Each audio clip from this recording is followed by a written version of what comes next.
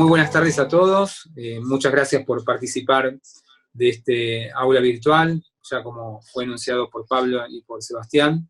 Un placer para todos, que todos estén acompañando. Sabemos que en este caso tenemos presencia de familiares, pacientes interesados de otros países, así que es un gusto recibirlos en esta aula virtual y poder llevar adelante lo que nosotros estamos intentando compartir con todos ustedes. No quiero dar muchos más prolegómenos al tema, simplemente marcar que esto es un esfuerzo muy grande de la Asociación ELA Argentina y que nos complace que estén todos ustedes aquí presentes para acompañarnos. En este caso vamos a empezar de una manera distinta. Existe un paciente argentino que se llama Pablo y que está aquí presente, que es parte del ensayo clínico de Tofersen en los Estados Unidos. Así que me parece que lo mejor que podemos hacer en estos momentos es escuchar a Pablo, que nos va a dar minuciosamente un detalle de cómo él llega a Tofersen, cómo fue su tratamiento, y creo que puede ser muy interesante para todos. Entonces, en función de esta experiencia, después poder aprovechar para hacerle preguntas tanto a Pablo como al profesor Timothy Miller. Así que, bienvenido Pablo, te tenemos allí, te vemos, así que un placer que estés aquí con nosotros, compartiendo tu experiencia, que de alguna manera es solidario para toda la comunidad afectada por la ELA. Te doy la palabra, Pablo, adelante. Bueno, hola a todos. Bueno, les voy a compartir mi experiencia. Yo, la verdad, viajé a Estados Unidos por otro tema, no por el tema ELA. Yo hace un año y unos meses que vivo aquí. Fue un proyecto personal con mi familia, venimos a vivir acá porque tengo mucha familia acá. Coincidió justo con el diagnóstico de ELA, o sea, el diagnóstico de ELA. El primer tentativo me lo hicieron en el Hospital Italiano de Buenos Aires en abril del 2019, a principios de abril, y yo llego acá a Estados Unidos los primeros días de mayo, ya con prácticamente un diagnóstico de ELA.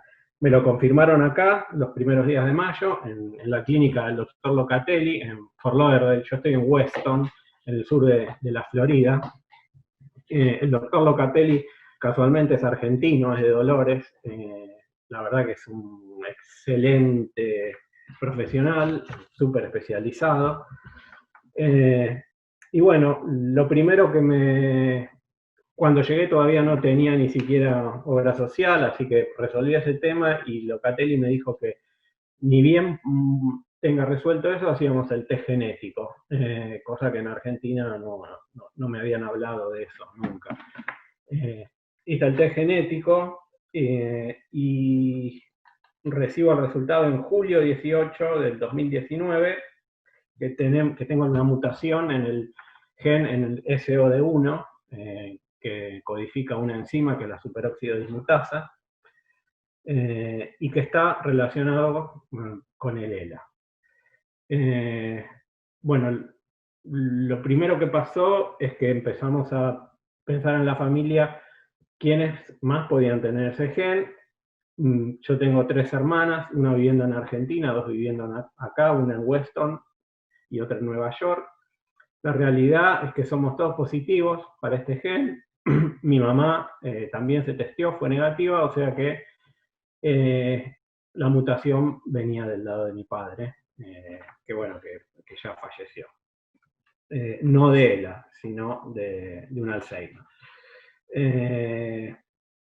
Bueno, cuando yo llego acá a la clínica del doctor Locatelli, la verdad que me pintaron un panorama muy oscuro. Yo no sabía casi nada de ELA porque en Argentina en realidad estaba preparando mi viaje para acá, así que no pude averiguar nada. Pero bueno, me pintó un panorama muy sombrío. Y que me cuide mucho, que no me caiga, que no pierda peso, lo que todos los pacientes de ELA sabemos. Ni bien tuve el resultado de genético, me llama personalmente el doctor Locatelli y me dice que yo tenía que entrar en un trial, en un protocolo de la firma Biogen para la droga Tofersen, que era específico para ese gen, para tratar ELA con esa mutación genética.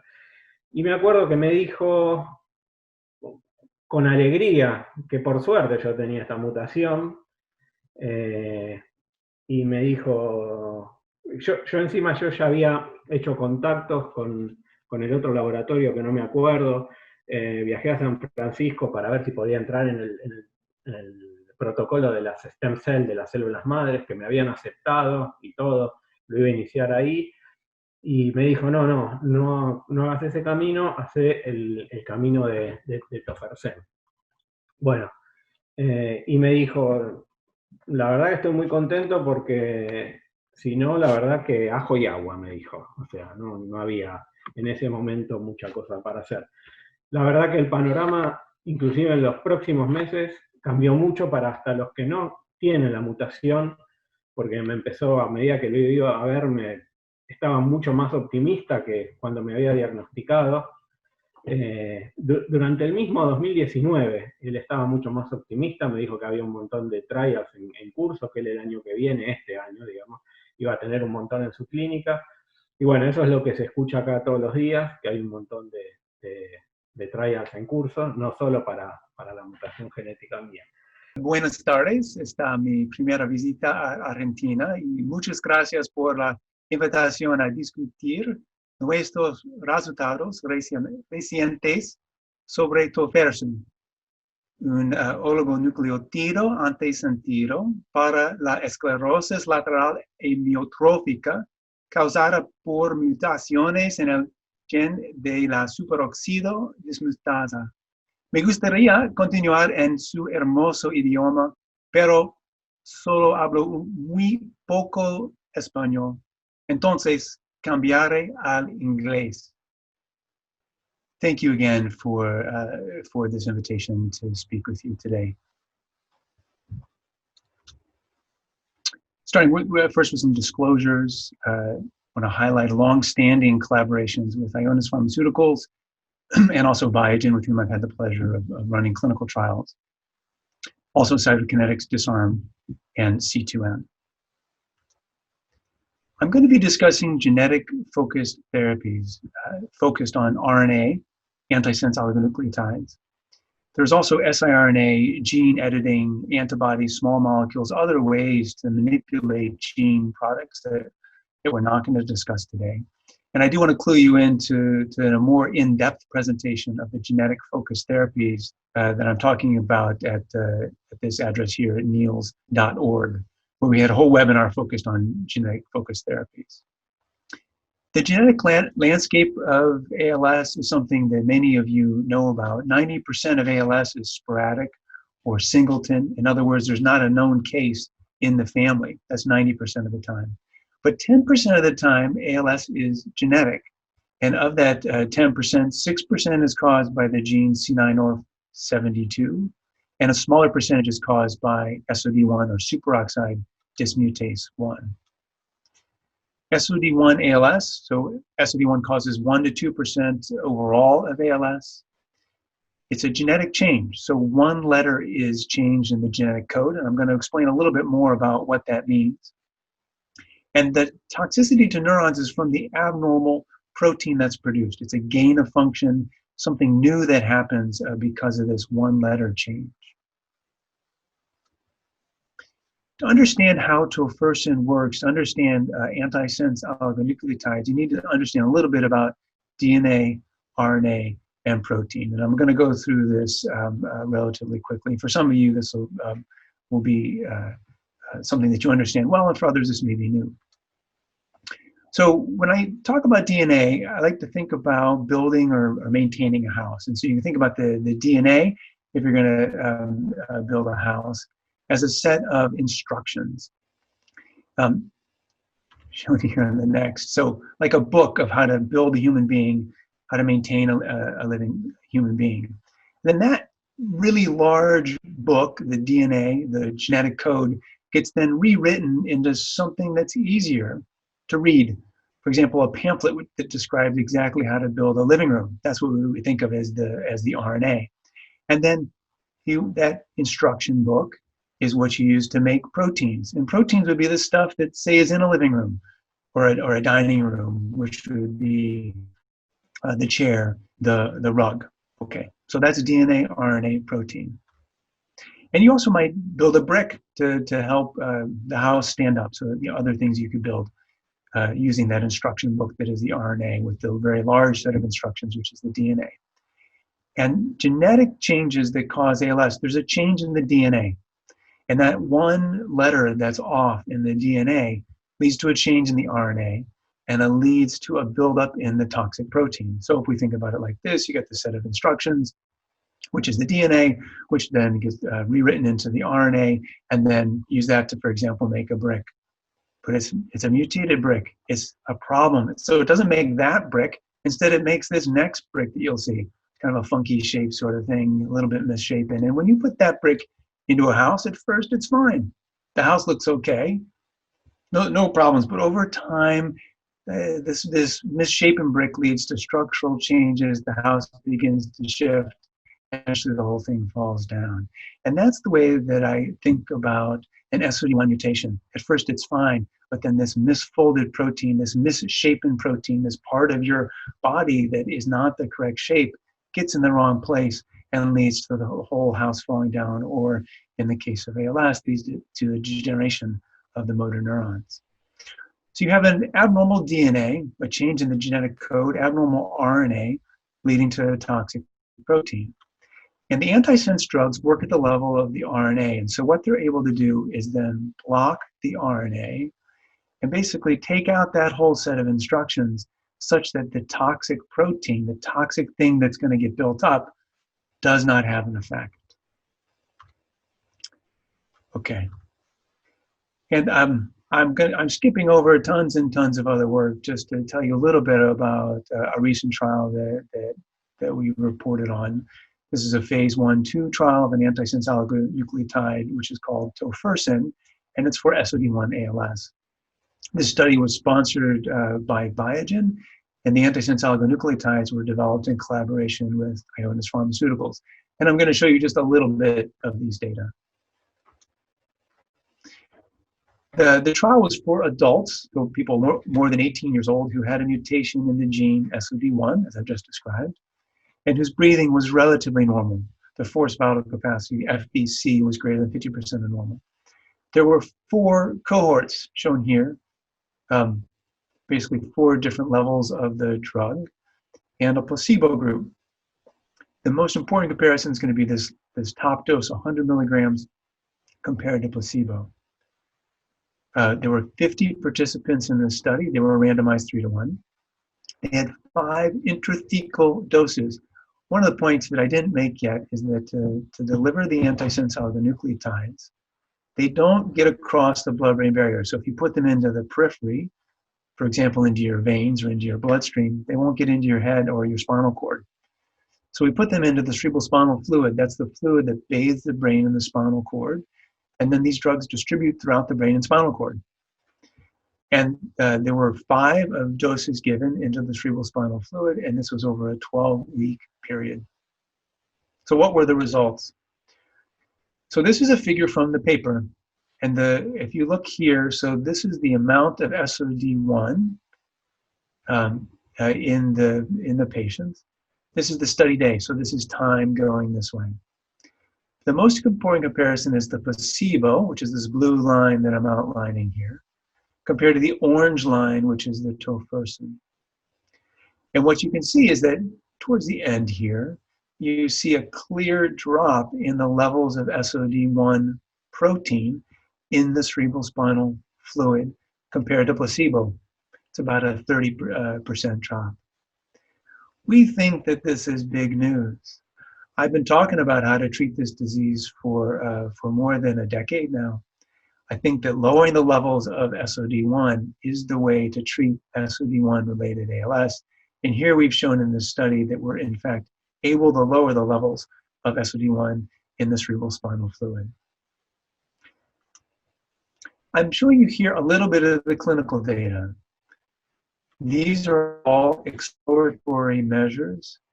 So things that we wanted to look at in the setting of the trial, but weren't the primary endpoints, or was not the primary goal of the trial.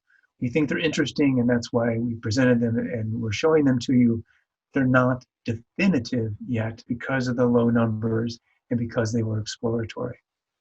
There are three things that I'm showing here, which is the ALS functional rating score, which many of you will be familiar with, a set of questions to understand how you function in your daily life. The other is the slow vital capacity, similar to forced vital capacity. This is a measure of your breathing. And the other is this, what we're calling a handheld dynamometry mega score. It's a fancy term for measuring strength, summing up the muscle strength in a number of different muscles. So it's a measure of strength. And what you can see is that the blue line is the placebo, the orange line is the top dose of tofersen. In each of these measures, going down is not good. Going down means you're declining, losing breathing, losing points on the functional rating scale, losing strength. So going down is not good. Stabilizing or no change would be good on these scales, and that's what's shown here for the most part in orange. And if you break out the fast progression subgroup, for SOD1, it's not just one mutation. There are many, many, more than 100 different mutations that can cause ALS. And some of them are awful, terrible mutations where it progresses very, very rapidly. We know this because of the genetic change is associated with this very rapid progression. Some of the other mutations move much more slowly. And if you look at the fast progression subgroup, again, this is a blue line, people who did not get any drug on placebo, and tofersen, the 100 milligrams, what you can see is some stabilization. The important part of this, to remind you of it being not definitive, is look at what's here over here called the N. N stands for the number of people. There were 4 in this group and 4 in this other group. So these are exploratory measures in a small number of people. So the summary of this trial is that the administration of the multiple doses of tofersen was very well tolerated. We did see a lowering of CSF SOD1 in that top group. The exploratory analyses are interesting. They show a slowing of decline in this functional, respiratory, and strength measures. All of these data, we think, strongly support an ongoing phase 3 trial called the VALOR study. And that trial is currently ongoing and being run by Biogen. And I'm very pleased to continue to participate as well. Thank you for your attention. If you want more information about what we're doing or more information about some of these studies, you can visit the ALS Center .western.edu or my lab website, which is much more focused on the basic science. Awesome. Thank you so much, Timothy. That was excellent. Bueno, con respecto a mi experiencia, yo lamentablemente los últimos meses no me pudieron hacer las mediciones detalladas que me hacen en las clínicas de ELA porque no estamos participando personalmente por el tema del COVID-19. Yo no puedo decir que la enfermedad paró su progresión, pero sí puedo decir que no progresa como estaba progresando cuando yo fui diagnosticado. Cuando yo fui diagnosticado, yo veía un progreso bastante rápido en cuanto a la capacidad mía para mover los brazos, la fuerza y demás. Y yo ya hace más de un año que estoy diagnosticado y yo inicié tofersen en agosto de 2019, o sea, casi hace un año. Y lo que les quiero transmitir es que veo una disminución en la progresión de la enfermedad, lo cual es súper importante para mí porque todavía sigo, o sea, yo no necesito ayuda para nada, o sea, obviamente que me cuesta hacer cosas con las manos porque perdí mucha fuerza y demás, pero todavía puedo andar en bicicleta. Ayer hice 6 kilómetros en bicicleta con el calor de la Florida, y la verdad que cuando yo llegué acá y veía la progresión de mi enfermedad, no me imaginaba que dentro de un año iba a estar en estas condiciones. Así que yo espero cuando se puedan realizar de nuevo las mediciones y demás, ver un poquito la opinión de los clínicos que me estuvieron siguiendo, a pesar de que Locatelli me dijo en una de las visitas del año pasado, después de haber iniciado, un par de meses después, o 3 meses después de haber iniciado Tofersen, que él veía una mejoría en la medición de fuerza de miembros. La medición de fuerza de miembros en la clínica del doctor Locatelli o en la Universidad de Miami o en los lugares especializados la hacen con un equipo donde las palancas son fijas y los valores son súper absolutos. No ocurre lo mismo, a mí me miden todos los meses, yo el trial lo realizo en Orlando, que queda a 350, 400 kilómetros de donde vivo, viajo una vez por mes.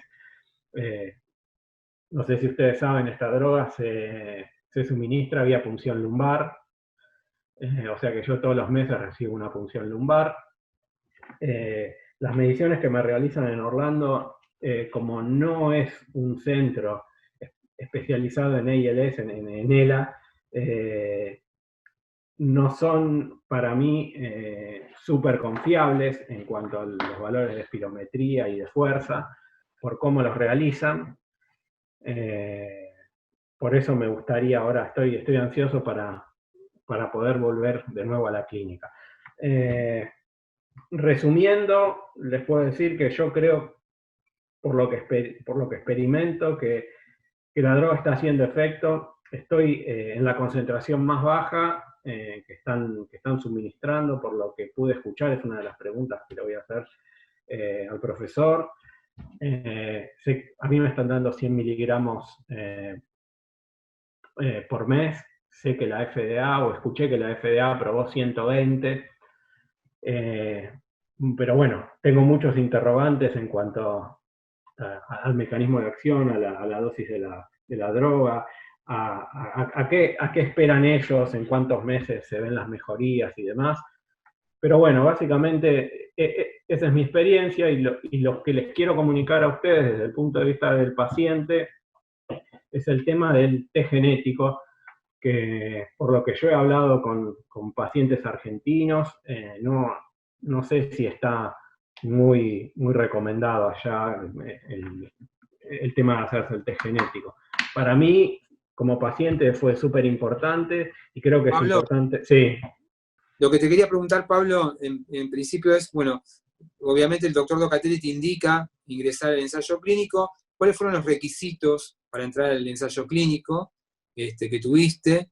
Y además, que nos cuentes un poco cómo fueron los exámenes, cómo fue la intervención, cómo se aplica la droga. Creo que todo el tema estratégico y la metodología en sí es muy importante para que sepamos nosotros, para que después nos cuentes un tema de mediciones como estabas hablando recién. Yo exactamente ahora no me acuerdo los requisitos en cuanto al avance de la enfermedad. Había que tener un mínimo de valor en la espirometría.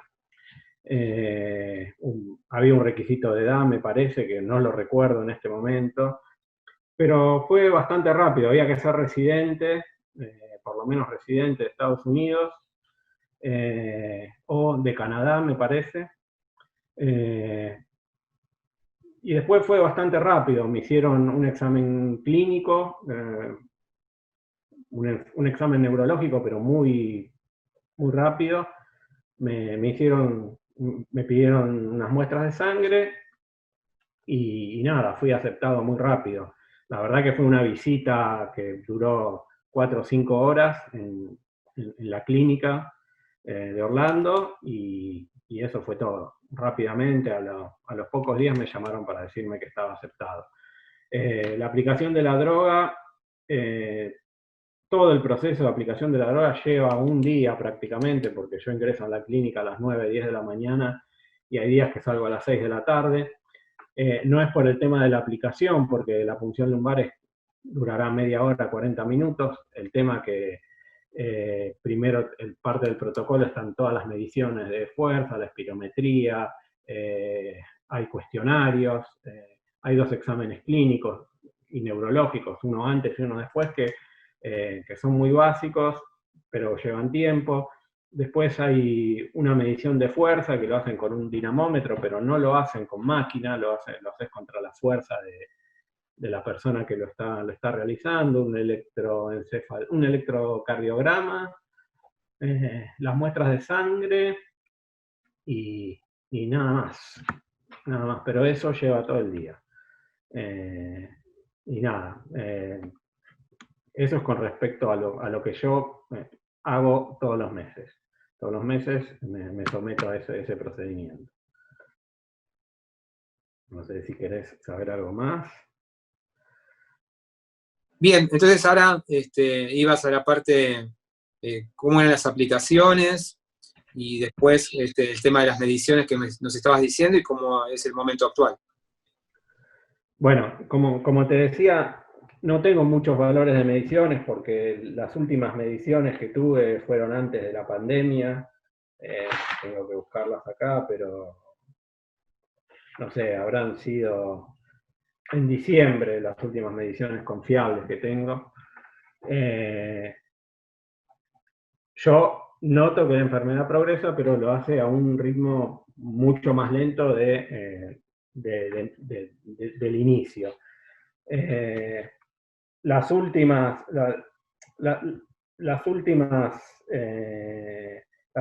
4 o 5 mediciones de espirometría dieron prácticamente estables, excepto la última que me hice hace menos de un mes, donde bajó un poquito. Pero bueno, esas son todas mediciones que me hacen en Orlando, y a mí no me gusta mucho la manera en que las hacen porque no están preparados para manejar un paciente con ELA. Es la verdad, o sea, es una clínica que hace un montón de ensayos y no están bien preparados para lo que se necesita para manejar un paciente con ELA. Es la verdad, es lo que yo siento. Pero bueno, lamentablemente no tengo una evaluación de Locatelli, que es lo que me gustaría tener en este momento. Voy a tener que esperar a que pase la pandemia, porque él encima ahora se está ocupando de la pandemia. Pero bueno, eso es lo que te puedo decir con respecto a los valores. Después, obviamente, el laboratorio tendrá sus conclusiones y además tiene mi muestra de líquido cefalorraquídeo que la analizan ellos y yo no puedo ver qué es lo que están buscando ahí, pues ni siquiera lo sé. Después, con respecto a otros valores, sí puedo ver los valores comunes de un análisis de líquido cefalorraquídeo, que son glóbulos blancos, proteínas y demás. Eso sí, han aumentado a lo largo del transcurso del trial. Yo creo que otra cosa importante del trial es que yo entré en un doble ciego, sí, que eso me olvidé de decirles, y desde agosto hasta marzo, desde agosto del 2019 hasta marzo de este año, yo no sé qué me dieron, si placebo o droga. A partir de marzo ya empezaron a darme la droga. Igual yo creo que me estuvieron dando la droga del primer momento, por los valores que sí yo puedo ver en cuanto a inflamación que he sufrido en el líquido cefalorraquídeo. Yo tengo un poquito de inflamación en el líquido cefalorraquídeo y algunos efectos secundarios como migrañas y algún dolorcito de cabeza que tuve antes de marzo, por lo tanto yo estoy casi seguro que la droga me la vienen dando desde el primer momento. No sé qué más te puedo decir. Bueno, vamos a arrancar entonces con las preguntas de la audiencia, que hoy está aquí presente. ¿Alguna pregunta que tengan para hacerle a Pablo con respecto a lo que él acaba de contar? ¿Sí? Bueno, quería agradecer primeramente, como siempre, a la asociación por todo este esfuerzo que hacen, que la verdad que es invalorable. Se nota que hay un enorme trabajo detrás de todas estas posibilidades que nos dan de conversar con los referentes a nivel mundial, ¿no? De las distintas investigaciones que se están llevando adelante. Así que agradecerles nuevamente y en nombre mío y de toda la familia, ¿no? Y después consultar, bueno, a la asociación en general, ¿no? La verdad que yo, en nuestro caso, por lo menos no sabemos cuál es la mutación que está afectando a mi hermano. creo que en gran parte me parece que la mayoría de los pacientes que tienen ELA creo que desconocen cuál es la mutación que los está afectando, y quería consultar al respecto de esto, si ustedes conocen cuáles son los laboratorios o qué hay que tener en cuenta al momento de elegir un laboratorio que nos permita, digamos, realizar un análisis de este tipo, digamos, si hay alguna consideración que hay que tener en cuenta, ¿no?, para esto. Respecto al test genético, nosotros vamos a seguir las indicaciones de la profesora Orla Hardiman. Más allá de lo que cada uno pueda pensar, nosotros nos vamos a ajustar a lo que la profesora Hardiman dijo en su momento en este espacio institucional nuestro, que fue que ella no recomendaría hacer ningún tipo de test genético si no se encuentra inmerso en el marco de un ensayo clínico. Question about whether you should send your DNA off to be screened, I would caution against that, because the analysis or the interpretation of the genetic profile needs to be undertaken in the context of the genetic background that you come from and the environment that you live in. So that's really important. So it may be, you know, if you're a native Amerindian and you're living in Argentina, your genetic profile might be quite different, and you might have some variants that we don't see but are common within the particular genetic background that you come from, and so we could get a lot of false positives there. So we need to be really careful, and the analysis has to be taken in the context of the background genetic epidemiology, the genetic structure of the population from which you come. Si toma Riluzol, aparte. Pablo. Sí, Pablo está tomando Riluzol, aparte del ensayo del Toffersen. No, yo no estoy tomando absolutamente nada. Solamente estoy bajo la droga Toffersen. Mi pregunta para Pablo, que no sé si no lo escuché o no entendí o no lo dijo, el tratamiento consta de una inyección lumbar, una vez por mes. Le quería preguntar si eso está detenido, demorado por el tema del virus. No, a pesar del COVID-19 y a pesar de que una de las enfermeras que me atiende allá dio positivo, el tratamiento me lo siguen haciendo y no lo van a detener, a pesar de que reclutan menos gente para otros trials y demás. Me dejaron de hacer la espirometría porque es un poco riesgosa. Ahora me la volvieron a hacer en la última vez que fui, hace unos 20 días. Y bueno, sí, consiste en una punción lumbar. Es una punción lumbar por mes, donde me sacan 15 mililitros de líquido cefalorraquídeo para analizarlo y me inyectan 15 mililitros de la droga. Lo que le quisiera preguntar a Pablo es cómo es un día de Pablo con el Toffersen. Desde que le dijeron que tenía ELA, él ha comentado que ha tenido algunos cambios. Me gustaría saber cómo es un día de él. Tengo una vida bastante normal, Walter. La verdad que sí, tengo mucha pérdida de fuerza en los brazos, pero me desenvuelvo totalmente independiente, cuido de mi hijo, puedo manejar, o sea... Y Toffersen, en cuanto a efectos secundarios, no influye mucho en mi vida. Me pierdo un día por mes para ir a hacer el tratamiento, me tengo que cuidar un poco al otro día por la punción lumbar. Tengo algunas migrañas a los 10 días después de haber recibido la punción. A veces me lleva a perder un día más al mes porque estoy que me tomo unos Ibupirac y me tiro en la cama, pero no más que eso. Básicamente mi vida es normal y dentro de lo que un paciente de ELA puede hacer. Así que bueno, el tratamiento no es agradable recibir una punción lumbar una vez por mes, pero para mí vale la pena.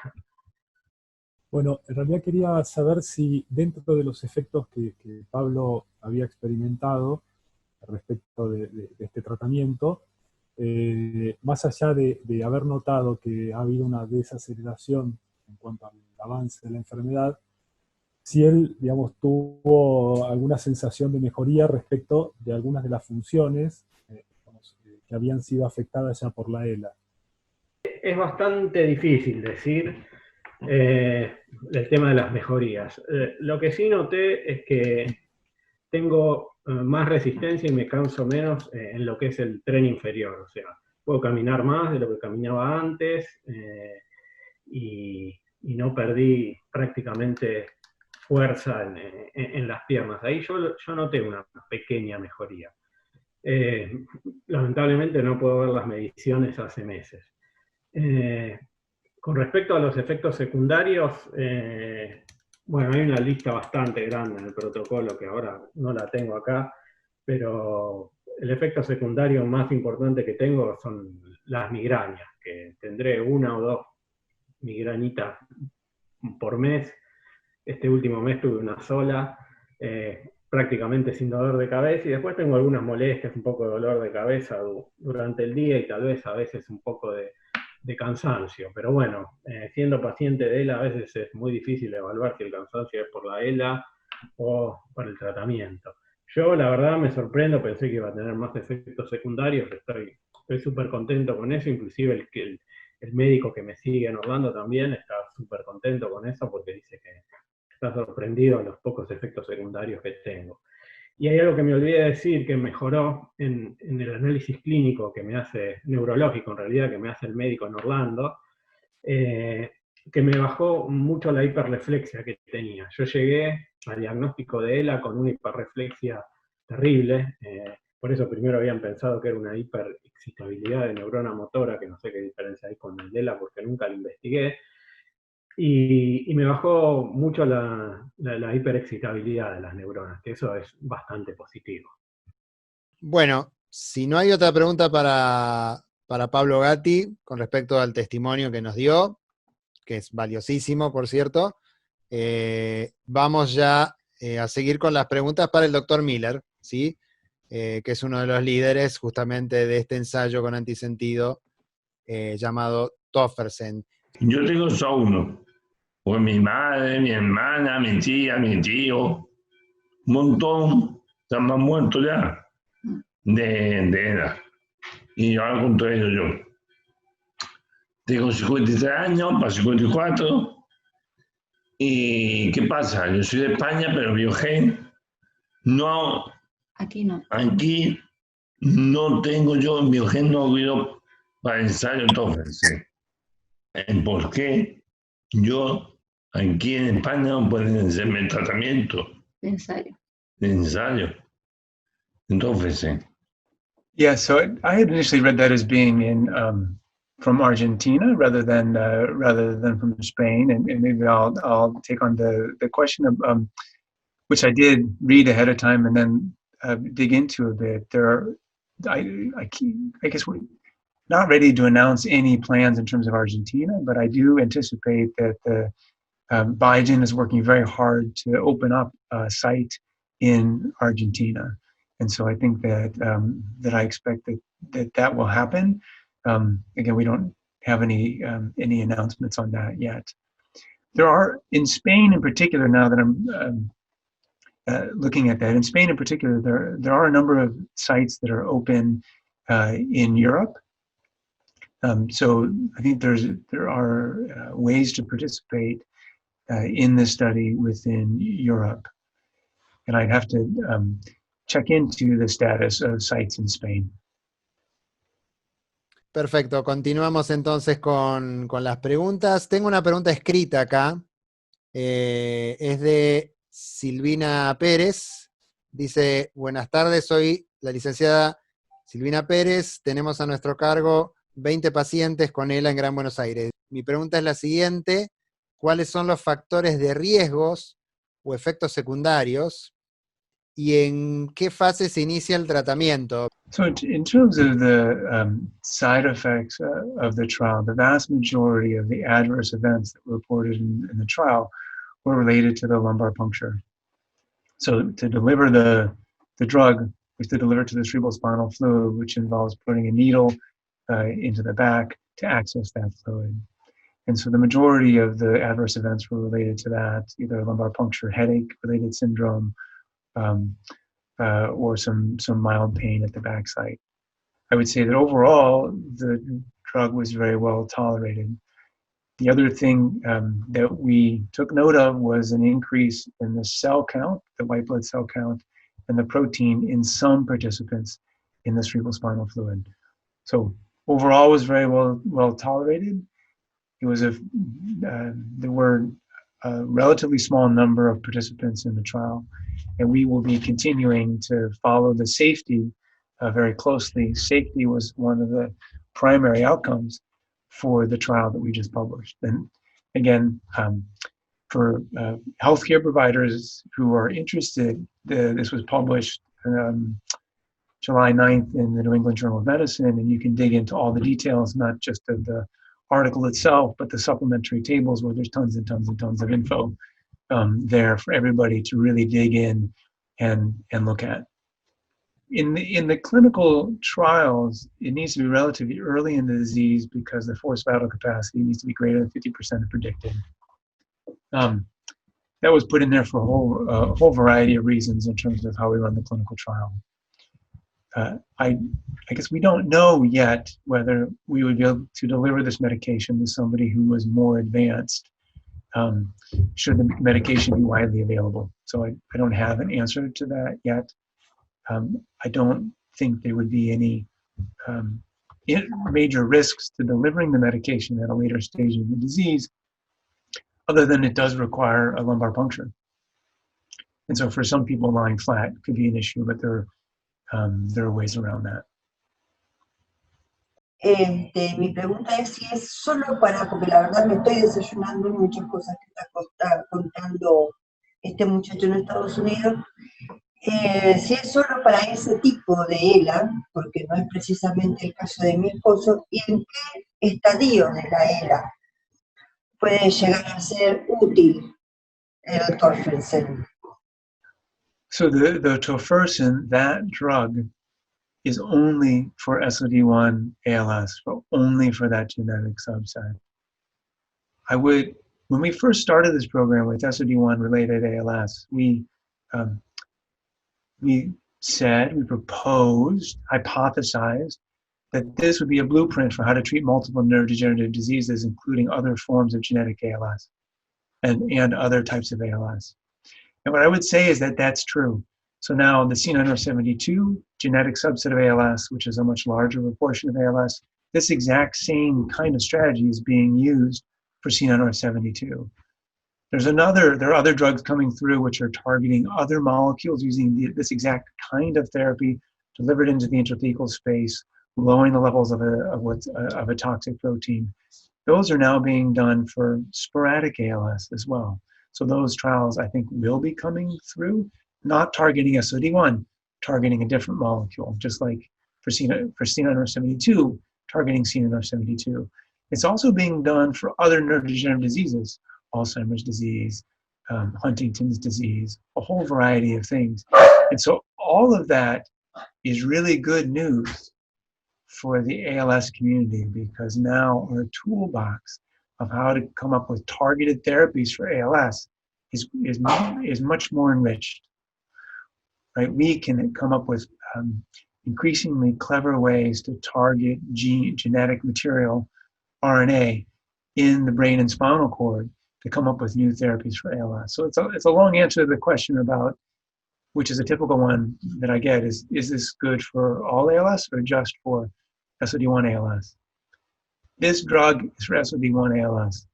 The program, the concept, what we're doing, we think, and there's now data to support that, we think is related to all ALS. ¿Cuándo van a ser publicados los resultados de Tofersen y cuándo se espera que la droga sea aprobada? The questions probably came just before we published the data. So July 9th was when we published the results that I just showed you. Those were published in the New England Journal of Medicine July 9th. So they are now available. for everyone to take a look at and for everyone to dig into. And we're pleased to get those results out. These results support the ongoing phase 3 trial, which is the Valor study. We need the results from that study to consider with the Food and Drug Administration in the United States questions regarding approval. So I don't have any information about potential approval because we haven't finished that phase 3 trial. It's ongoing, it's enrolling. It's partway through, is what I would say. This is enrolling around the world, and again, we hope to have results soon, but soon is on the order of many months. So the data published on July the 9th supports this phase 3 trial, but it's still data from phase 2. Am I understanding correctly? Data published on July 9th was phase 2. That is all phase 2 data. Again, we're optimistic about the data we see. Yes, I'll come back to the point of the SOD1 lowering in the cerebrospinal fluid. I have been saying for a long time, and many people who read the science, that lowering the levels of SOD1, that's what's causing the problem. Removing that problem, it is likely to be a good thing for this disease. We have now shown that the drug that's designed to lower the levels of SOD1 lowers the levels of SOD1. And based on that result, which I think is quite clear, I'm very optimistic about the ongoing trial. The exploratory clinical data are interesting. We're enthusiastic about it, but it's small numbers. And so that exploratory data is not definitive. But my enthusiasm is based on the SOD1 in the CSF. It's lowered. I would say fantastic. Quería saber respecto del trabajo y de los ensayos que vienen realizando, si además de los trabajos puntuales sobre las mutaciones que están afectando a la enzima, al gen que codifica la enzima SOD1 y la del cromosoma 9, si en paralelo se están desarrollando investigaciones sobre aquellos genes o aquellas mutaciones a genes que afecten en realidad a la mayoría de los casos de la ELA esporádica. There's tons of research focused on genetics and ALS. So this is ongoing. Some of the first successes in understanding the genetics of ALS, of course, have come with the dominantly inherited mutation. This is the logical place to start. Half the people in the family get the disease.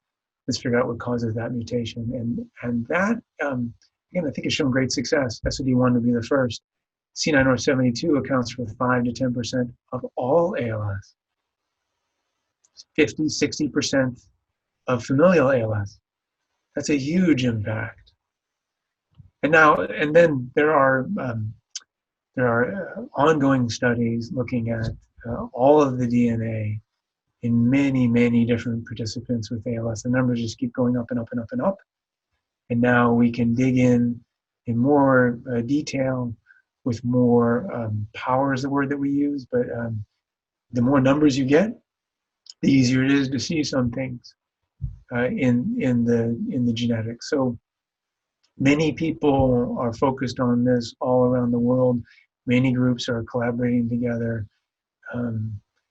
There's lots of DNA samples from our center and others that have gone into this type of analysis. And new things will be discovered.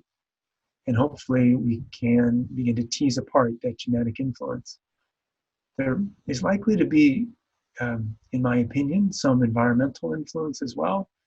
And people are focused on that too. So I think it's going to be a combination of the genetics and environment that helps us understand the sporadic or singleton ALS, where ALS shows up in one person in the family. Queríamos saber, porque él tiene, aparte de problemas cardíacos, si es aconsejable o no el tratamiento. But in terms of the type of ALS, bulbar versus limb onset, or the different varieties of ALS, this therapy would be for all of the manifestations of the SOD1 gene. I'll add again that the tofersen is a drug that's being developed for SOD1 related ALS. The concept of using an antisense oligonucleotide is something that applies to all ALS. This specific antisense oligonucleotide is for SOD1 related ALS. For SOD1 related ALS with bulbar or other symptoms, that would be appropriate. In terms of the heart condition, we don't have any reason to believe that it would be a problem for somebody with a heart condition, though there are limited data, small numbers of participants, and it's likely that somebody with a heart condition would not have ended up participating in the initial studies. So I don't have any reason to think that there's any cardiac or heart toxicity, but we have limited data from limited participants. Después de cuántos años cursando la enfermedad, ya puede catalogarse, digamos, puede entrar en el tratamiento, ¿no? Yo lo tengo a mi hermano con ELA. Y bueno, está por llegar ya al tercer año de cursando la enfermedad. There's no set time that one would need to have this disease to start on a therapy like this. In fact, many of us believe, I guess unproven at this point, but a lot of data suggests earlier is better than later in terms of treatment. So for people with a rapidly progressive form of this disease, many of whom would die in a year after the start of the disease, for this VALOR phase 3 trial, the goal is to get them in as fast as possible into the study so that the breathing is normal and so we can get them in as fast as possible. Should this drug be widely available for SOD1 ALS, the goal would be to get somebody in just as fast as possible. And we are thinking very hard about what does that monitoring program look like. And there are even considerations of, well, should we treat people who don't yet have the disease? And so that's another interesting consideration for what's the earliest thing that we can see change and then get somebody on a drug like this. Hace 14 años que fui diagnosticado con ELA. No sé todavía qué tipo de ELA es, pero tengo una tía, la hermana de mi papá que falleció de ELA. Entonces, escuchando todo esto hoy, me doy cuenta que puede ser posible de tener ELA familiar. Y la pregunta es la siguiente: si en caso de ese tratamiento da resultado y frenar la enfermedad, si puede en algún porcentaje revertirla a la enfermedad. So the question is whether there could be any reversals make things better.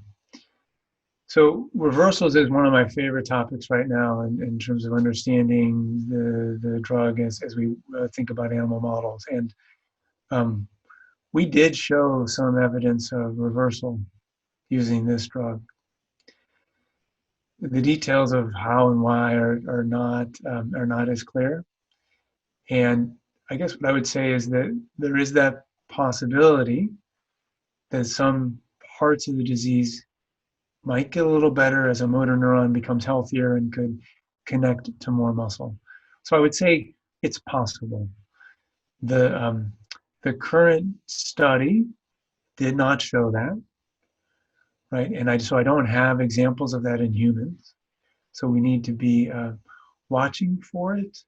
Perhaps I would say hoping for it, but not expecting reversals. We would be thrilled just to stop the disease or to markedly slow it down. And then the way that when people think about reversals, I'm not thinking about rebirth of the motor neurons. The motor neurons are the cells that go from your spinal cord out to the muscles, or from your brain out to the muscles of the face, for example. Once those cells die, they do not come back. But it might be true that some of the cells that have disconnected from the muscle, so they're sick, they're not doing well, they might disconnect from the muscle. It's possible that they would become healthy enough that they could reconnect to the muscle before they die. That would be the concept of, could there be a reversal? So again, it's a great concept. I love the idea. We're looking for it. We're not expecting it. We don't have data to support that it can happen yet. Me llamo Samir, soy de Lima, el Lela lo tiene mi madre y quería preguntar acerca de ella ya que tuvo una operación a la columna hace unos años, le extrajeron una hernia y no sé si sería un inconveniente ya que es mediante una punzación lumbar y bueno, básicamente esa sería mi pregunta. Y bueno, muchas gracias a todos por la charla y demás. So in terms of indications or contraindications for intrathecal injection, you would need to contact your doctor or have her contact her doctor about what's the safety of doing that. In general, a spine operation would not be a clear contraindication. It may need to be that some adjustments made to where that injection is done. But in general, it's not an absolute contraindication, but it depends on the details. If that whole part of the spine is fused and there's no way to go in, then it may not be able to happen. So it really depends on the details. Mi mamá está diagnosticada hace ya bastantes años, no recuerdo bien exacto, pero más de la onda de Rubén, 14 aprox. Y lo que no termino de entender es, la droga es para una mutación específica del gen. ¿Cómo sabemos si mi mamá sería pasible de recibir la droga? So right now, a gene test does not lead to a change in therapy because there's not a genetic focused therapy that's available widely, right? So if there were an approved genetic focused therapy, then that would change the opinion there. For some people, they're very interested in getting into clinical studies that are related to these genetic-based therapies. And you need a gene test to get into those genetic-focused therapies. So that may be one reason that some people would pursue genetic testing. And then the question of whether to get genetic testing in all patients with ALS is one that is debated within the ALS community. I'll tell you my practice. This is my personal practice. This is what I do, which is for almost every patient that I see, I talk to them about getting genetic testing for C9orf72. The gene C9orf72 is present in 5 to 10% of people who walk in the door.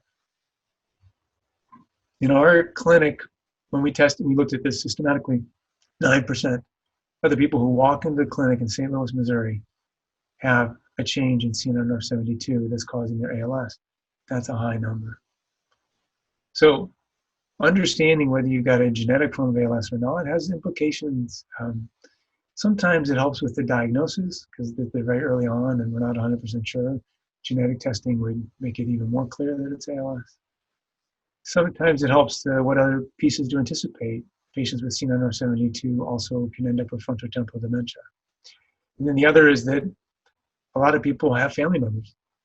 And so knowing that one person has a genetic form of ALS has implications for the rest of the family. I don't discourage people from getting all genes tested. That it's less likely that we're going to get a hit there. So, less than 1%. And it ends up being expensive because sometimes the insurance companies in the United States cover it and sometimes they don't. So usually I get C9orf72 genetic testing. Sometimes, then if there's a family history, of course, then we pursue genetic testing. So I'm talking about people who walk in and have no family history. Yeah, this is a question that we get a lot, right? Because there is a lot of confusion about this. Many family members that have only one case in the family ask whether they, not only the patient, but also the family members, they should get any kind of gene test. So your recommendation would be if you really want to pursue this, you should try to get a gene test targeted to C9. That would be your advice as of today. As of today, 5 to 10. I don't know the numbers in Argentina, so I guess that would be the like what is the number of sporadic cases of C972. So I think it's probably I should have brought that information to this. Maybe you can layer it in. A propósito de esta información solicitada por el profesor Miller, la Asociación de la Argentina hace unos años atrás, junto con la Universidad McGill en Canadá y el Hospital Fernández de la Ciudad de Buenos Aires, realizó un estudio con la doctora Gisela Gargiulo Monachelli, en donde colaboramos con la muestra de extracción de sangre y conocer el ADN de los pacientes, y pudimos notar que en cuanto a la expansión C9orf72, en Argentina, o en estos casos que hicimos, que fueron 60 pacientes aproximadamente, se encontró la expansión C9orf72 solo en casos familiares, en el 2% de ELA, el 33% de demencia frontotemporal y el 40% de ELA más demencia frontotemporal. La frecuencia de C9orf72 en pacientes con ELA esporádica fue del 0% y en familiares fue del 25%. 2 casos de ELA más de demencia frontotemporal, una ELA que es hijo de uno de demencia frontotemporal, es decir, 3 de 12. La edad de inicio de síntomas fue de 32 años en ELA, 60 en demencia frontotemporal, 60 y 72 en ELA más demencia frontotemporal. El género fue masculino en el caso de ELA y femenino en todos los casos que involucraban demencia. En todos los casos con criterios de ELA, el inicio de los síntomas fue vulvar. Entre los antecedentes familiares de enfermedad se encontraron ELA, demencia frontotemporal, ELA más demencia frontotemporal, enfermedad psiquiátrica y muerte súbita. El origen racial en las 3 familias fue mayormente europeo, es decir, italiano y español. So C972, for example, 5 to 10% of patients in the United States would be very, very low in Japan. And Japan, though, has plenty of SOD1 mutations. So there are regional differences throughout the world in terms of the representation. And so I guess my advice to people thinking about genetic testing in Argentina, or in anybody who's plugging into this, to look at this, is to figure out, well, what are the most common mutations in my country? And then does it make sense? And then maybe think about the common ones as a first pass for getting genetic testing. It's not, getting genetic information on every patient with ALS may also make sense. And some people are doing that. And some patients really want to pursue genetic testing for every single gene, even if they're the only person. So that piece, I would support that. I just don't usually offer that or push that. It ends up being expensive, and there are challenges related there. The other thing that I'll comment on, because you brought this up as well, is that in our clinic, I am very quick to do genetic testing in any patient with ALS who wants genetic testing, and I've already told you I offer C972. But for the family members, it's really different. For asymptomatic family members at risk, it's a whole different process to consider genetic testing. There's so many layers and issues about getting people who are asymptomatic gene testing. And I don't want to take the time to go through that now, other than to mention, in our clinic, you say, well, my father had ALS, can I get a genetic test? Yes, but we need to go through multiple layers to make sure you understand what that means and what the implications are. It really is about education, and then we'll do that, but we need to spend a lot of time educating, informing before we pull off that test. Bueno, esta es una pregunta que me la hizo mi hermana para que se la transmita al profesor Miller, que ella también es positiva para para la misma mutación que yo. Y pregunta, ¿qué posibilidad hay de usar la droga en pacientes con la mutación del gen SOD1 que todavía no tienen síntomas clínicos y usarla en forma preventiva? So the answer to that is in theory, yes. So the challenge, so the question of whether you could use SOD1 antisense oligonucleotide to prevent ALS, we love that idea, and I would say that that is something that we and others are thinking about very hard. Can you run a trial for people that are asymptomatic? Or another way to think about it is POSI or just a teeny bit symptomatic. So someone with a known SOD1 mutation who might get a blood test that says your neurons are a little sick even though you don't feel sick. That may be one way to do it. And then we get them on a therapy and see if we can prevent ALS. The tricky part is that with many of the SOD1 mutations, when somebody in your family got the disease doesn't line up with when you may get the disease. So your mother might have had ALS at 52, you might get it at 42 or 62. And so 20 years on a drug that, to prevent something, it could be a long time. And so it's a challenging concept. I think the first studies will be done with people who have a gene mutation, known to have a gene mutation, and then think, well, what can we follow? Something in their blood, something on their examination that we can learn their earliest time before there's any weakness, really, just a little bit of a change. Get them on the drug and see if we can prevent the development of ALS. It's a wonderful comment, a wonderful concept. And that may be launched as a clinical trial sometime in the near future. So I'll be looking for that. Bueno, quería consultar, ¿cuándo las mutaciones de genes responsables de la aparición de enfermedades neurodegenerativas de este tipo deberían interpretarse como adquiridas?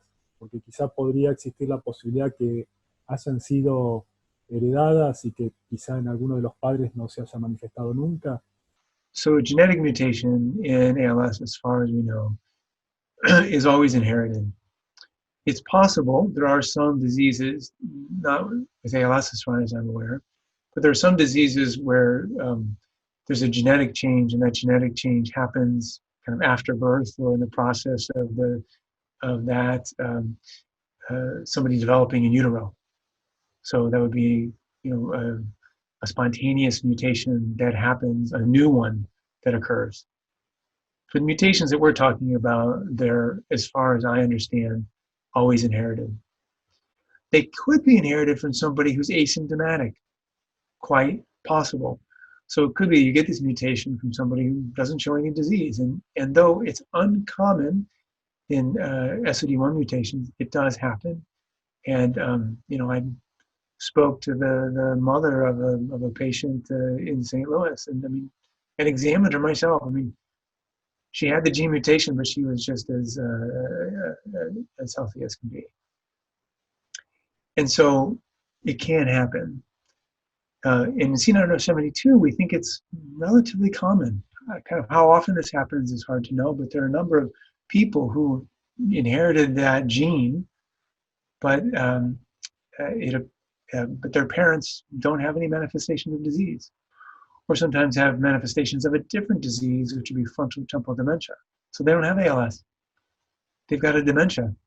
And in fact, we see this out of 2 generations of dementia, and then somebody will pop up with ALS caused by C9orf72, or another gene that can do both.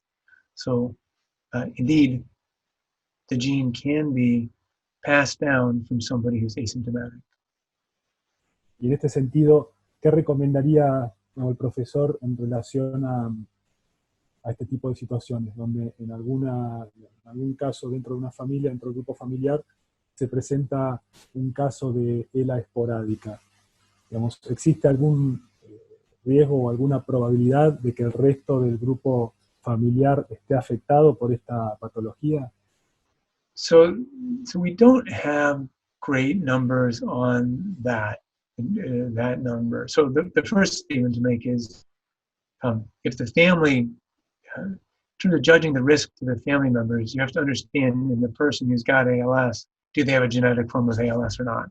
Because that changes everything.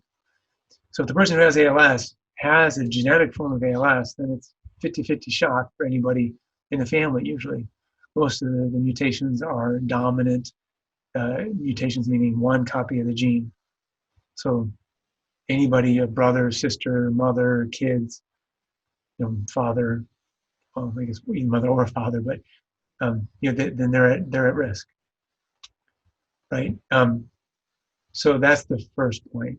And then the next point is much more complex genetics question, which is, if somebody in my family has ALS and it's not an ALS mutation, is there a slightly increased risk of ALS in the family? And the data are not as clear on that, as far as I can tell. It doesn't look like there's not a high increased risk. I think the question is there any risk at all? And that still needs to be determined. Después una segunda pregunta relacionada con, digamos, otros tratamientos. Si, digamos, están haciendo estudios o ensayos, o quizá se ha pensado en complementar este tipo de tratamientos con otros, como riluzole, edarabone, o incluso células madre. The question is, putting tofersen together with other drugs to, come up with something that's even better. And I think that's an interesting concept, and we've thought about that of different ways to enhance the effect and to make it even better, more successful. It could be this riluzole or edaravone or something else that's already there. I think we're not sure. The most straightforward way to run the first clinical trials with tofersen is to run that drug compared to to placebo. So that's the way those trials are being run. And if those are successful, then we may consider adding that in, with something else. And in terms of other trials, we're involved in a number of other different trials at WashU, or at Washington University in St. Louis. See, the one that many people have become aware of is a so-called platform trial. We'll be running 3 different drugs at one time.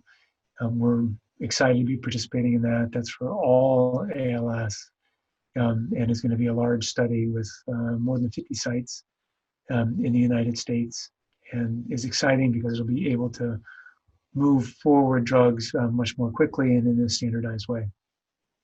Y bueno, ¿qué puede esperarse este tratamiento? Si es posible pensar que en un futuro podría llegar a ser, o se podría llegar a lograr una cura, ¿no?, con este tipo de tratamientos génicos. Cure is a very strong word. Cure suggests to make the whole disease go away. I continue to dream about a cure. I think the way to get there is with very strong therapies like the one that we're working on. I think for genetic focused ALS, that we may be able to get to a point where we substantially slow down the disease. And I hope that many people will look at that and think that it's close to a cure. But we have to be careful about what we promise. And I guess I would say that I'm thrilled to be able to see the progress that we have and that we can test substantial slowing, which hasn't been done before in ALS. And that's where I'm keeping my focus on. But with the dream that we may get to a cure at some point with a kind of a therapy like this.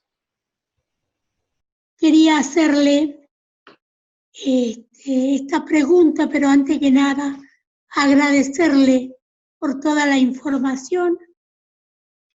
Hace un año que me diagnosticaron un posible ELA, todavía no está confirmado, pero todos los síntomas dan, ¿no? ¿Qué es el antisentido? Esa es mi gran duda. Cuando te presentaste, Pablo, hablaste del antisentido. Y yo en esta oportunidad quiero informarme y a la vez agradecerle porque este medio reconforta el alma, nos reconforta a nosotros. So antisense oligonucleotides are an RNA-targeted therapy. They focus on the set of instructions your body uses called RNA to build things within a cell. And for the SOD1 genetic change that leads to a problem that builds up within the cell. And the antisense oligonucleotides work like a small eraser to take care of that problem in the RNA and the buildup of the protein or the issue within the cell. And they help clear it out. Bueno, mi pregunta es bastante técnica. Yo sé que soy heterocigoto con respecto a la herencia de este gen. Quiere decir que tengo un alelo que codifica el gen en forma correcta y otro alelo que codifica este gen en forma mutada. Entonces, lo que yo le quería preguntar al profesor Miller es ¿cuál de los dos RNs mensajeros bloquea la molécula de antisentido que a mí me están suministrando? ¿Bloquea la expresión de los dos genes, o sea, del gen que codifica correctamente la proteína y del gen que codifica la proteína con una falla? Esa es la pregunta que no me supieron responder ninguno de los médicos a los cuales les he preguntado. Si está bloqueando completa o parcialmente la expresión de la totalidad de ese grupo genético. O sea, las dos proteínas, la que se codifica bien y la que se codifica con una mutación. Espero que sea claro. So it's a great question. The antisense oligo that we've developed targets all SOD1, both the wild type or normal form and the mutant form. So all SOD1 will be lowered. And for practical reasons, this is the way that we needed to develop it. You could consider an antisense oligo that works for a specific gene mutation or works better for that gene mutation than another. But there are technical details within how we develop these antisense oligos that practically didn't make that the best route. And so we'll be lowering levels of all SOD, and it should work on all the known SOD1 mutations. So every single mutation it should work on. It also lowers the normal form of SOD, or in the case of the example we just heard about, the non-mutant allele, the normal one. We think that this is going to be safe and well tolerated, and we think that this is going to help with treating the disease. But it is true that it doesn't lower just the mutant. Bueno, yo quería preguntarle al doctor Miller, más bien decirle si puede definir exactamente qué es la ELA familiar. Porque yo tengo entendido que es cuando hay dos o más miembros de la familia afectados, lo que no implica que sí o sí uno tenga que heredar una mutación genética, ¿no es cierto? Que aclare eso, bien definir qué es la ELA familiar, que puede ser por otros motivos, no genéticos, que en la familia haya más casos.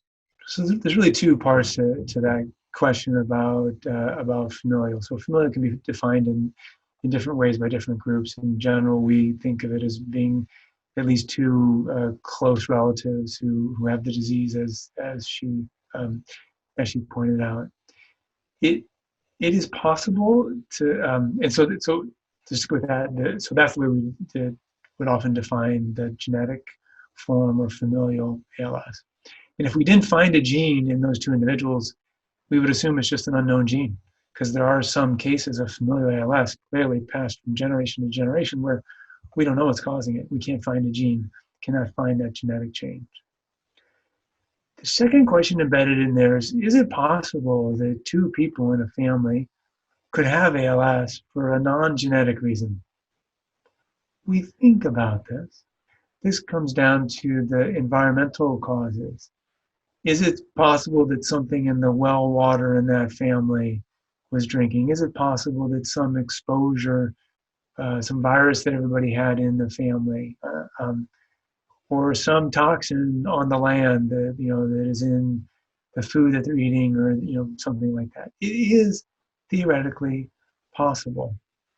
It is not something that has come up very often, or something that I'm aware of or can point to specific examples, but it's certainly possible.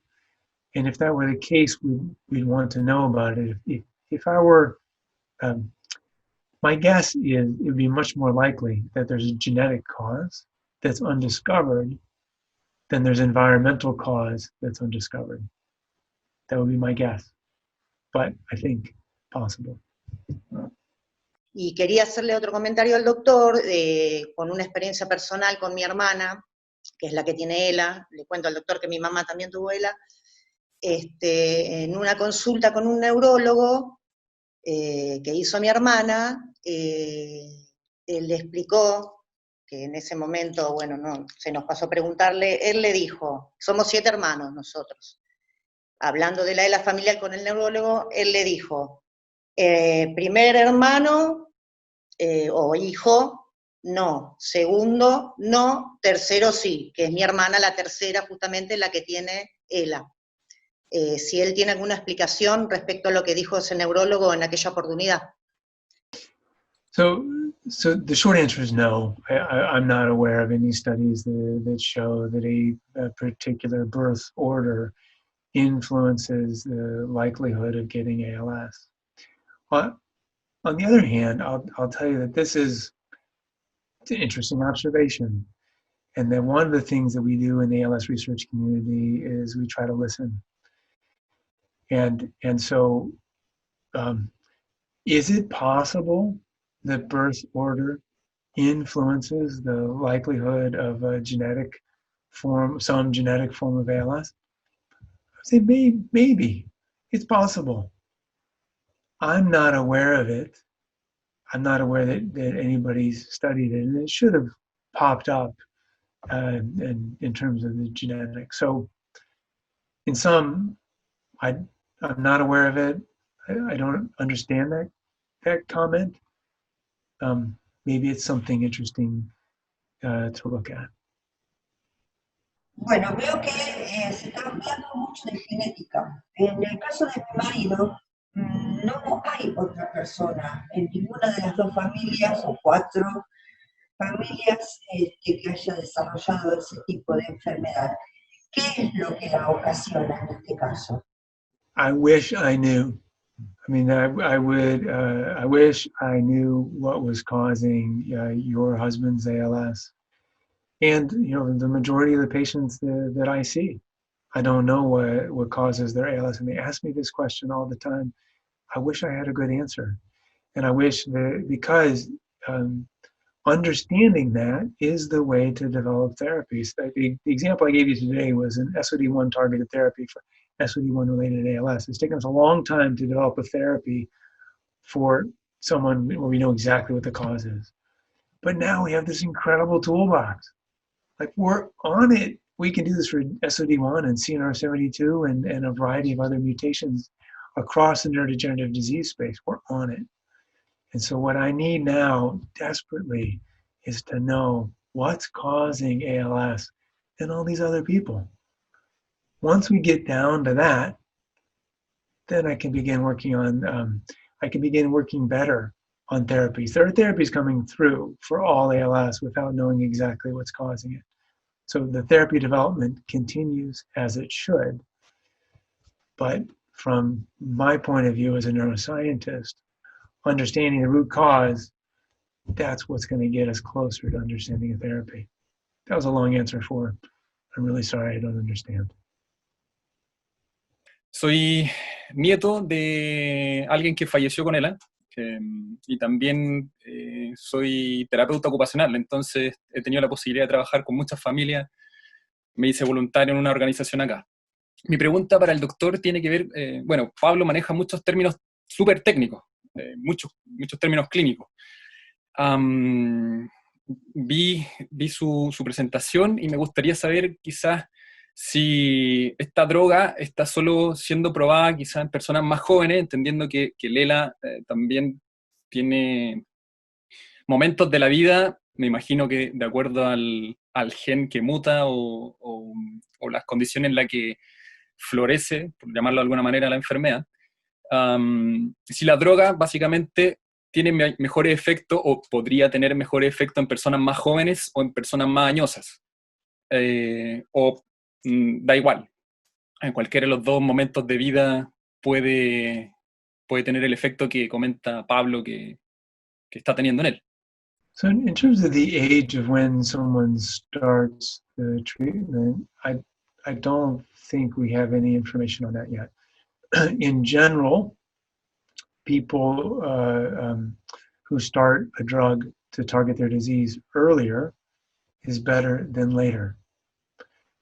So I think the most important part, younger or older, is going to be to start a therapy like this as soon as possible. So soon after the disease starts. I think that's going to make more of a difference than whether somebody is young, on the younger side or the older side. In general, this trial skews a little bit younger because SOD1 ALS tends to start a little bit younger than regular ALS. Esta pregunta no tiene que ver con tofersen, sino con un inhibidor de exportina que vi dentro de los ensayos que se estaban llevando adelante, que dicen que podría ser efectivo en el tratamiento de la ELA esporádica y que podría restringir el movimiento de determinadas proteínas desde el núcleo de la célula hasta el citoplasma. Bueno, quería saber si el profesor está al tanto de este ensayo y qué podría comentar al respecto. What I'd say about the science behind that is really interesting and exciting. So, cells, you can think of them as a bag of fluid, and in the core, the center of that bag of fluid is a really dense area, and that's where the genetic material is. That's the nucleus. And actually the cell has multiple different subcompartments. So it's one, you think of the cell, which makes up and it's the building block of our bodies. As you think of it as a bag of fluid, and then it's got multiple different compartments. And in each of these compartments has a thin membrane or a covering or a something surrounding it. And the way that it works is it's like different parts of that machinery, that cell, that living thing, different parts of it have to move in and out, like through a door here and a door there, right? So it'd be like if you were back to the house analogy, going from one room to another through a door. But it's not an open door. It's actually like a little bit sticky, and you have to kind of push through that door, or you get pulled through the door. You get pushed through the door or pulled through the door, and that's happening all the time, constantly. And a number of different groups have now defined that process of moving stuff around. So again, if your house was a cell, moving it from room to room or place to place, where the nucleus would be one kind of dense inner core place. But that's abnormal. And it's strikingly abnormal. Not just a little bit, it looks like it's strikingly abnormal. And as it turns out, there are drugs that were in development, different stages of development for other disorders, I think mainly cancer, that to modify those pathways. And so now a drug is being used to change that movement in and out of the cell. And so the science behind it is exciting. It's early stages in the clinical trial. I have no comments about the trial itself, other than to say the science is interesting, exciting, and it's an interesting pathway to target it in part of ALS, and we're happy to be part of the trial. Timothy, thank you. So those were the questions. I don't think you mentioned. So we had these results from phase 2 published on July the 9th. When are you expecting to be able to show any kind of results for phase 3? The short answer is I don't know. On the clinicaltrials.gov, we've estimated that the phase 3 trial will be completed about 1 year from now. So I think if you ask me in terms of timing, I'm going to go back to what we as a group, we being my colleagues at Biogen who are sponsoring this phase 3 trial, have declared as the timing. As you can imagine, the exact timing within clinical trials can be challenging. We'd be thrilled to have information sooner. We'd be thrilled to tell everybody about it as soon as we can. The other thing to know about clinical trials is that this is a large phase 3 trial. And we would love, every investigator would love to peek at the data as it comes in. I wonder how that guy did. I wonder how that woman over there did. I wonder how that person did. Oh, wouldn't that be really cool? You know, that the 2 people we saw in St. Louis and the 3 people that were in Chicago and wherever it may be. That's not the way it works.